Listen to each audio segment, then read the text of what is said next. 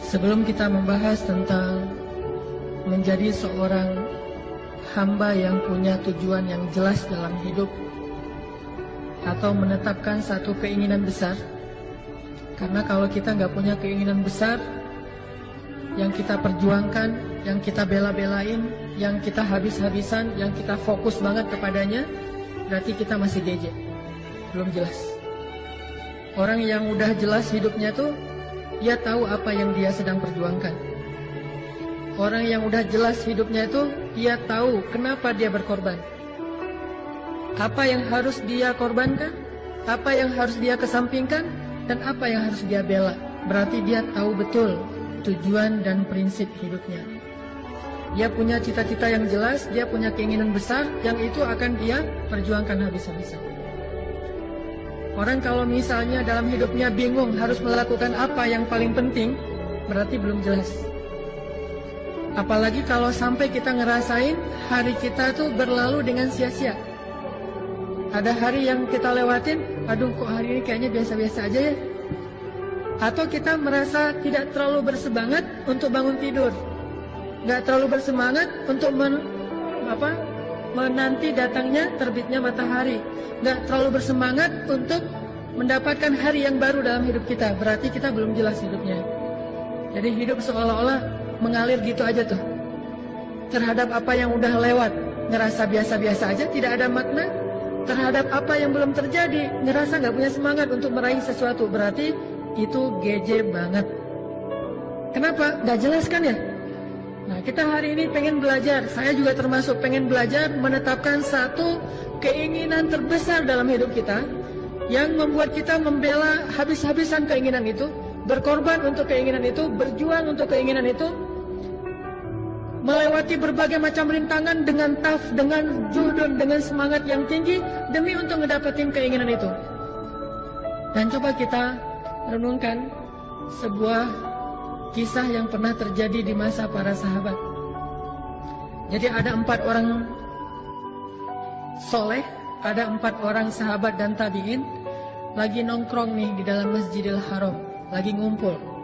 Jadi ceritanya mereka lagi duduk dalam masjid, 4 orang anak muda. Ini saya sebutin namanya. Yang pertama namanya Mus'ab bin Zubair, anak muda.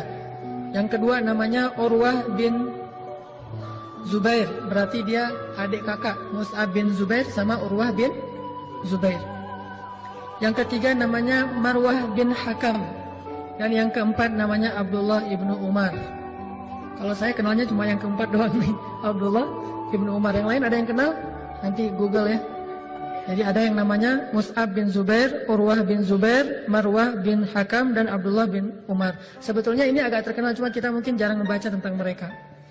Nah, keempat anak muda ini yang umurnya kurang lebih sekitar antara 17 sampai 30 tahun, anak-anak muda ini lagi duduk di dalam Masjidil Haram.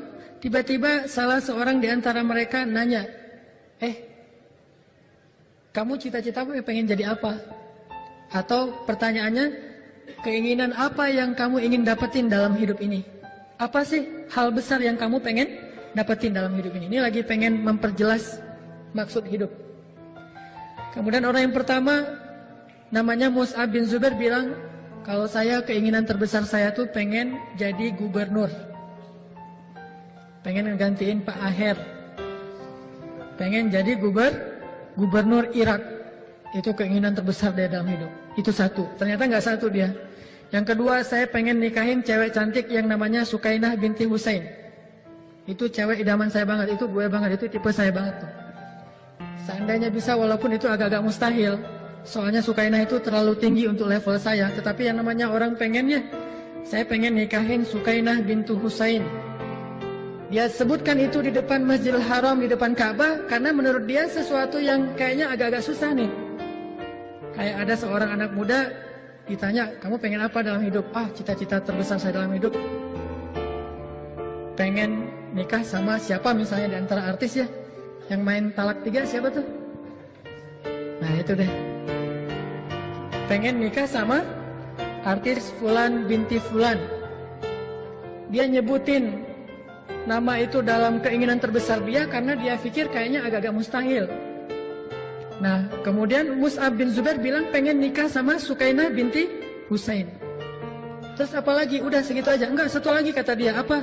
Pengen nikah juga sama Aisyah binti Talha. Jadi pengen nikah 2 kali. Jadi cita-citanya pengen poligami. Wah, ini bahaya nih. Ini adalah Mus'ab bin Zubair. Kalau bisa ini jangan ya. Cukup 1 aja, walaupun saya 2.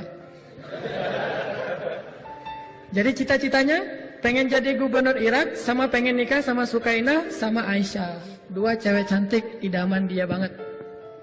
Oke, ternyata selang beberapa tahun kemudian, Mus'ab bin Zubair benar-benar menjadi gubernur Irak, dan benar-benar menikah dengan Sukainah dan Aisyah.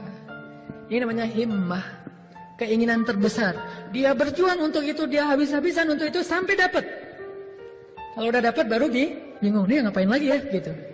Udah jadi gubernur, karena dia nggak punya himmah lebih tinggi dari itu, pokoknya pengen nguasain satu negeri yang namanya Irak. Dan orang yang dia inginin, ada yang pengen jadi khalifah, ada yang pengen jadi ahli ilmu hadis.